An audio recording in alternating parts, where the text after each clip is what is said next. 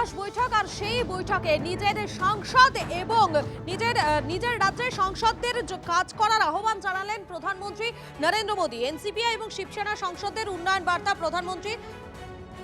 রাজ্য এগিয়ে গেলেই দেশ এগিয়ে যাবে বললেন নরেন্দ্র মোদী। কলকাতাকে নিয়ে আলাদা স্বপ্ন রয়েছে বললেন প্রধানমন্ত্রী। খবর সূত্রে এনসিপিআই সংসদে বিতর্কে অংশগ্রহণের পরামর্শ দিয়েছেন তিনি। এমনকি সংসদীয় ইতিহাস পড়ার পরামর্শও দেন প্রধানমন্ত্রী। একই সঙ্গে সোশ্যাল মিডিয়ায় নিজেদের কর্মকাণ্ড প্রচারের নির্দেশ দিয়েছেন মোদী। এনসিপিআই এবং বিজেপি বা এনডিএতে মিশে যাওয়ার জল্পনার মধ্যে এই বৈঠক অত্যন্ত তাৎপর্যপূর্ণ। ইস্টার্ন রিজিয়নের ব্যাপারে বারবার উল্লেখ করেছে। আচ্ছা, আর কোনো বিশেষ কোনো বক্তব্য, কোনো কথা আপনাদেরকে? উনি বারবারই বলেছেন যে একটা খুব উৎসাহব্যঞ্জক কথা বলেছেন, 40 বছর অতিক্রম করলেই all should take care of their health. Yoga করের মধ্যে হাত তুলতে বলেছেন।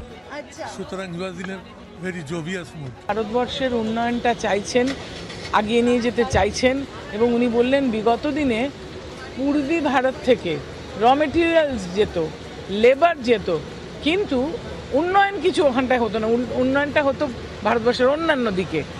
এখন আমি চাই যে উন্নয়নটা আমাদের পূর্ব ভারতে হোক। কলকাতা যখন ক্যাপিটাল ছিল তখন ভারতবর্ষ অনেক এগিয়েছে। এখন কলকাতাকে আবার সেই জায়গায় নিয়ে যেতে হবে যাতে করে কলকাতার যে উন্নয়নটা, ভুবনেশ্বরের উন্নয়নটা, গৌহাটির উন্নয়নটা সারা ভারতবর্ষে ছড়িয়ে যায়। আপনারা সবাই একসঙ্গে থাকুন, কাজ করুন। আমরা আপনার সঙ্গে আছি, এনডিএ পরিবারে আমরা সবাই কাজ করব। খুব ভালোভাবে কথা বলেছেন এবং প্রত্যেকের সঙ্গে গল্প করেছেন চায়ের জায়গায় বসে, এবং প্রত্যেককে বলেছে যে আপনাদের কন্ট্রিবিউশন চাই এবং আপনারা আপনাদের যে উন্নয়নের কথা ভাবছেন কিভাবে করছেন, তাতে আমাদের সব এমপিরাই ছিল এবং নাড্ডাজি ছিল, নীতিন নবীনজি ছিল। খুব ভালো মিটিং। কোনো বিশেষ কোনো কথা, কোনো আলাদা করে আপনাদের সাথে নাম করে কিছু কথা বলা? হ্যাঁ, নাম করে তো এমনি বলেছে সবাইকে। এমনিতে বাকি এটাও বলছিল যে 40 বছরের ওপর যাদের বয়স তারা কিন্তু যোগা করো আর চেক আপ করিও বছরে একবার করে। খাবারে কি ছিল? মেনু কি ভেজ? হ্যাঁ, ভেজ অনেক কিছু। হ্যাঁ, বলছিল খান না, উনি চা নিয়ে বসেছিলেন, আমরা ওই পায়েস টায়েসও খেয়েছি। এখন একটা মিষ্টি সামনে দিয়েছে, জিভ দিয়ে জল পড়ছে, এই আর কি বলা যেতে পারে। প্রধানমন্ত্রী ব্রেকফাস্ট খাইয়েছেন, এই আনন্দ আর ওরা কোথায় রাখবেন আমি জানি না।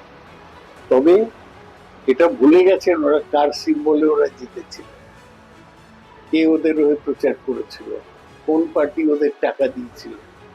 এরা তো পড়ে পাওয়া 14 আনা, কিছুই পরিশ্রম করতে হলো না, এমপি হয়ে গেলেন, আবার রুলিং পার্টিতে চলে যাচ্ছে। তাও কে যাবে আর কে যাবে না তাও। ये मेरा सिलेबस का सब्जेक्ट नहीं है।